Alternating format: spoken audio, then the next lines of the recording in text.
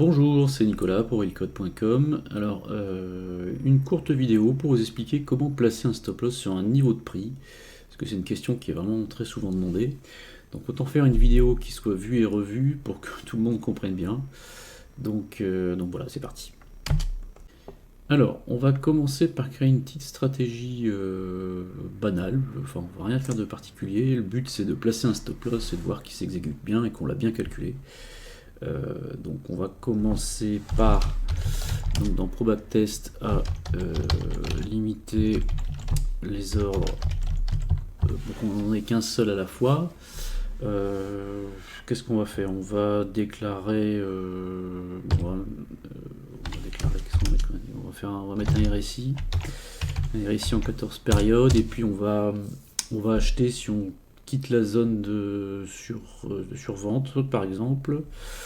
On va créer une condition d'achat comme on va faire, on va dire donc si notre RSI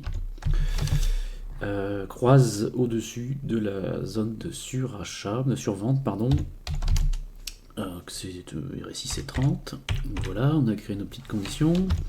Alors on va tester la condition et lancer un ordre du fait. Donc on va lancer un ordre au marché si la condition est juste. Voilà. Donc là on a tout simplement fait une petite stratégie. Donc si on l'exécute, on ne fait que, évidemment, comme on n'a pas de stop loss ni de take profit, on n'a qu'un seul ordre qui s'exécute sur l'ensemble de l'historique. Voilà, et on a notre equity curve qui oscille. Bon. Alors ce qu'on me demande très souvent, ce qu'on retrouve très souvent sous les forums, la question c'est comment placer un stop loss sur le plus bas de la bougie précédente par exemple. Alors ici ce qu'on souhaiterait faire, c'est placer le stop loss sur le plus bas de la stratégie qui précède la condition buy condition, hein. Donc par exemple si on applique le RSI pour bien voir lorsque le trade s'exécute, donc voilà, la condition elle est testée ici au close de cette barre là, donc on va mettre le stop au plus bas de la bougie qui précède, donc ici la bougie du 10 janvier, hein, puisqu'on est sur une stratégie en daily. Alors lorsque l'on teste la condition, donc le 11 janvier, on va calculer la taille du stop loss en points. Donc on va, puisque le code s'exécute au close de la bougie, donc on va calculer la différence en points entre le close de la bougie du 11 janvier et le plus bas de la bougie précédente du 10 janvier, qui est ici à 9500, qui est là, 9622,8. Donc, alors, on va déclarer une variable qu'on va appeler stop loss, hein, on va pas faire dans l'originalité. Donc stop loss, donc le close de notre bougie actuelle quand on traite la condition du croisement du niveau 30. Donc c'est bien le close, et on enlève le lot de la bougie précédente, hein, donc la bougie du 10 janvier. Donc hop, on fait un offset de une période, et là, en théorie, on devrait trouver la distance en points qui est entre le close et le lot de la bougie qui précède. Alors, ce qu'on peut faire dans ProBacktest, c'est vérifier que nos calculs sont corrects. Donc on va utiliser l'instruction graph, on va grapher notre variable stop loss pour vérifier que le calcul est correct. Au préalable, on va quand même placer notre stop sur l'ordre, hein. Donc on va faire set stop loss. Donc on peut tester maintenant, c'est parti. Voilà. Donc ma fonction graph me renvoie sur le graphique le calcul. Donc on calcule quoi? On calcule un stop loss de 311 points à peu près, c'est ça, hein. Si j'appelle ma petite fenêtre, voilà, 313 400, hein.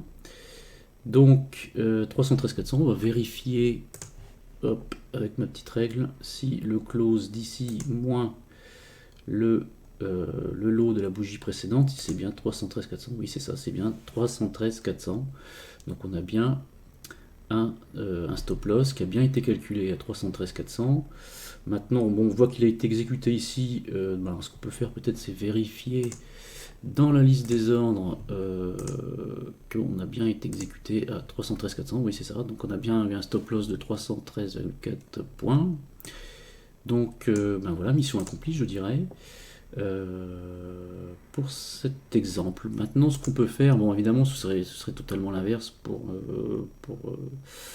pour un ordre sell short, hein, parce qu'on prendrait le high de la bougie précédente moins le close de la bougie actuelle. Maintenant, ce qu'on pourrait faire éventuellement, c'est utiliser, pourquoi pas, on va calculer un plus bas sur X bougies. Au lieu de prendre le plus bas de la bougie, de la dernière bougie, on va faire autre chose. On va dire, au lieu de prendre le lot de la bougie, de la dernière bougie, on va prendre le plus bas des 10 dernières bougies. Le plus bas du plus bas des 10 dernières bougies. Le plus bas du plus bas des 10 dernières bougies. Voilà. Alors on va tester le stop loss sur le plus bas des 10 dernières périodes. Donc là j'ai mis RSI à 7 pour trouver plus de signaux, parce qu'il faudrait qu'on en trouve un qu'on ne soit pas exécuté tout de suite. Blablabla. Ici on a un signal donc sur ce RSI 7 périodes au début du mois de mai. Donc voilà, on va changer le RSI, on va mettre un RSI 7 périodes. On va changer la date du début, donc début mai. Début mai, nous voici, voilà, 1er mai. On lance le backtest, donc on est bien exécuté ici parce qu'on a un signal. Mon stop loss est calculé à 195 points, donc le plus bas des 10 dernières bougies. Bon, il se trouve que c'est le même que celui de la bougie actuelle, voilà, 197 points. Et on va voir où est-ce qu'il est exécuté. Ben voilà, il est exécuté ici. Donc mission accomplie encore une fois, hein. Bon, c'est peut-être pas le meilleur exemple puisque c'est déjà le lot de la bougie actuelle. Bon, c'est pas le meilleur exemple puisque c'est le même que le plus bas des 10 dernières bougies, mais bon. Donc voilà, je pense qu'on aura compris. Voilà, c'est tout pour cette vidéo. À la prochaine.